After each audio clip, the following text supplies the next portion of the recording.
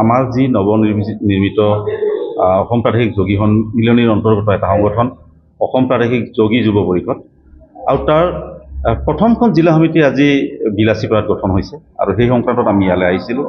এই ক্ষেত্ৰত আমি বিলাসীপাৰা যোগী যুৱ পৰিষদৰ বিভিন্নসমূহ বিষয়ববীয়া তথা উদ্দেশ্যক আমি অসম প্ৰাদেশিক যোগী যুৱ সন্মিলনীৰ তৰফৰ পৰা স্বাগতম জনাইছোঁ।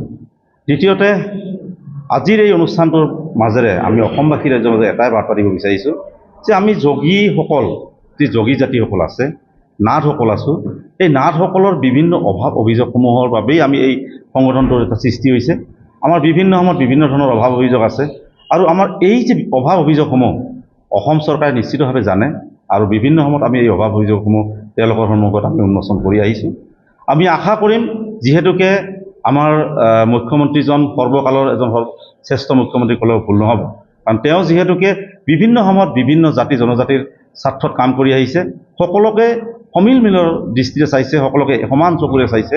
আমি আশা ৰাখিছোঁ আমাৰ যি যোগী যুৱ পৰিষদখন আছে, এই যুৱ পৰিষদখনে অনাগত দিনত আমি যিসকল চিন্তা চৰ্চা জাতিটোৰ বাবে কৰি যাম, আমি যিহেতুকে আমাৰ অভাৱ অভিযোগসমূহে আমি মুখ্যমন্ত্ৰীৰ সন্মুখলৈ লৈ যাম, তেওঁ যাতে আমাৰ প্ৰতিটো দিশত এটা সুন্দৰ দৃষ্টিভংগীৰে চায় আৰু আমাৰ যি অভাৱ অভিযোগসমূহ থাকে সেইসমূহ যাতে পুংখানুপুংখভাৱে তেওঁ সমাধান কৰাৰ চেষ্টা কৰে, তাৰলৈ আমি কামনা কৰিছোঁ। আৰু অনাগত দিনত হয়তো আমি কিছু নতুন নতুন কাৰ্যপন্থা লৈ যাম, সেয়া সময়ে সময়ে আপোনালোকৰ সন্মুখৰে আমি অসম চৰকাৰক জনাবলৈ চেষ্টা কৰিম। নাথ যোগী যুৱ পৰিষদ এখন শক্তিশালী সমিতি গঠন কৰা হৈছে, যিখন সমিতিয়ে আগন্তুক দিনত জাতীয় জীৱনৰ লগতে জনগোষ্ঠীৰ উত্তৰণৰ কাৰণে, ছাত্ৰ ছাত্ৰীৰ ভৱিষ্যত নিৰ্ণয় কৰিবৰ কাৰণে শৈক্ষিক দিশতে হওক, ক্ৰীড়াৰ ক্ষেত্ৰতে হওক বা সাংস্কৃতিক ক্ষেত্ৰখনত আগুৱাই লৈ যাবৰ কাৰণে এখন শক্তিশালী সমিতি গঠন কৰা হ'ল আজি। এই সমিতিখনৰ যি নৱনিৰ্বাচিত সভাপতি নীলকমল নাথ ডাঙৰীয়া আৰু সম্পাদক হিচাপে পংকজ নাথ ডাঙৰীয়াক আমি প্ৰথমতে অভিনন্দন জ্ঞাপন কৰিছোঁ। এতিয়া কথাটো হৈছে, আপোনালোকে চাওক যে অসমত বসবাস কৰা এটা খিলঞ্জীয়া জনগোষ্ঠী নাথ যোগী জনগোষ্ঠী। এই নাথ যোগী জনগোষ্ঠী অসমত বৰাক আৰু ব্ৰহ্মপুত্ৰ মিলি 43 লাখৰ অধিক জনসংখ্যাই বসবাস কৰা এটা খিলঞ্জীয়া ভূমিপুত্ৰ। আজি যদি এই জনগোষ্ঠীটোক আপোনালোকে চাবলৈ যায়, তেনেহ'লে প্ৰত্যেকটো সময়তে কিন্তু আমি লঞ্চিত আৰু বঞ্চিত হৈ আহিছোঁ। যেনেধৰণে ধৰক ৰাজনৈতিক ক্ষেত্ৰখনত যদি আপোনালোকে চাবলৈ যায়, 126টা বিধানসভা সমষ্টিত কিন্তু আমাৰ এজন জনপ্ৰতিনিধি নাথাকাটো কিন্তু বৰ দুখজনক বিষয়।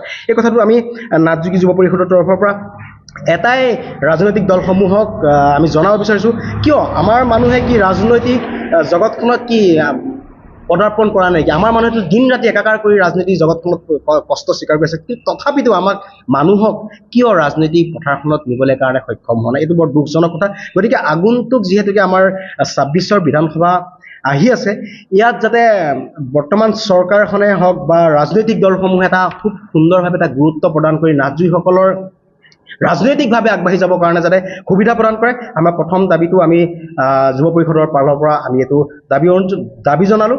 আৰু দ্বিতীয়তে আৰু এটা কথা জনাবই লাগিব যে আপোনালোকক 1857ত যদি আপোনালোকে চাবলৈ যায়, কৃষক বিদ্ৰোহ হৈছিলে, কৃষক বিদ্ৰোহ বুৰঞ্জী প্ৰসিদ্ধ ফুলগুৰিত, বা 1942 চনৰ ভাৰতীয় আন্দোলন আৰু অসমৰ ভাষা আন্দোলনেই হওক বা অসম আন্দোলনতেই হওক, অসম আন্দোলনত 855গৰাকী শ্বহীদৰ ভিতৰত কিন্তু 144গৰাকী শ্বহীদ কিন্তু আমাৰ নাথ যোগী জনগোষ্ঠীয় আছিল। তথাপিতো কিন্তু আমি প্ৰত্যেকটো সময়তে বঞ্চিত হৈ আছোঁ।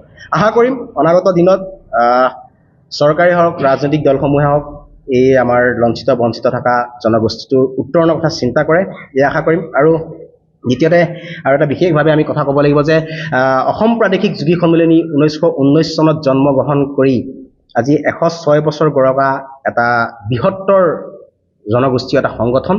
আৰু এই সংগঠনটোৰ ইতিহাস আছে। অসমৰ কৃষ্টি সংস্কৃতিৰ প্ৰত্যেকটো কৃষ্টি সংস্কৃতিৰ লগত আমাৰ জাতীয় জীৱনৰ লগত আমাৰ নাথ যোগীসকলৰ সম্পূৰ্ণ এটা দায়বদ্ধতা আছে। আমাৰ নাথ যোগীসকলে যি উপগ্ৰহীয় স্বায়ত্ব পৰিষদৰ দাবী আমি চৰকাৰক আজিৰ পৰা প্ৰায় 1-1.5 মাহৰ আগত প্ৰতীক অন্বেষণ কাৰ্যসূচী কৰা হৈছিলে, আৰু প্ৰতীক অন্বেষণ কাৰ্যসূচীৰে আমি এটাই বাৰ্তা প্ৰদান কৰিব বিচাৰিছিলোঁ যে আমাক যি উপগ্ৰহীয় স্বায়ত্ব পৰিষদৰ দাবী আমি বহুদিনৰ পৰা লাগি আছোঁ, ইয়াৰ যাতে এটা স্থায়ী সমাধান কৰে, এই আমি যুৱ পৰিষদৰ তৰফৰ পৰা আমি দাবী জনালোঁ। আৰু আগন্তুক দিনসমূহত চৰকাৰেই হওক বা ৰাজনৈতিক দলসমূহে যাতে আমাৰ নাথ যোগীসকলৰ উত্তৰণৰ কথা চিন্তা কৰি ৰাজনৈতিক পথাৰখনত আমাৰ মানুহৰ যাতে বিধানসভা মজিয়াত যাতে আমাৰ জনগোষ্ঠীটোৰ ভৱিষ্যতৰ নিৰ্ণয় কৰিব পৰাৰ কাৰণে এজন জনপ্ৰতিনিধি বা কমত আমাৰ 6জন জনপ্ৰতিনিধি দি আমাৰ জনগোষ্ঠীটোক উত্তৰণ কৰে বুলি আমি দাবী উত্থাপন কৰোঁ। ঘৰত আনন্দ আৰু সম্পৰ্কৰ চমক বজাই ৰাখিবলৈ জৰুৰী হৈছে সকলো আনন্দময় মুহূৰ্তত মৰমৰ উপহাৰ দিয়াটো। সেইবাবে মধুশ্ৰী জুৱেলাৰ্ছে আনিছে সকলো ৰঙীন ক্ষণৰ বাবে বিশেষ গহনা। হীৰাৰে হওক, সোণৰে হওক বা ৰূপৰে হওক, শ্ৰেষ্ঠ ডিজাইনছ আৰু হলমাৰ্কযুক্ত গহনাই ৰাখে সম্পৰ্কক নিখুঁত। তেনেহ'লে আজিয়ে আনক আনন্দ মধুশ্ৰী জুৱেলাৰ্ছৰ সৈতে। যোগাযোগ কৰক 7002800341 নাইবা ভিজিট কৰক LNB ৰোড, নলবাৰী, অসম।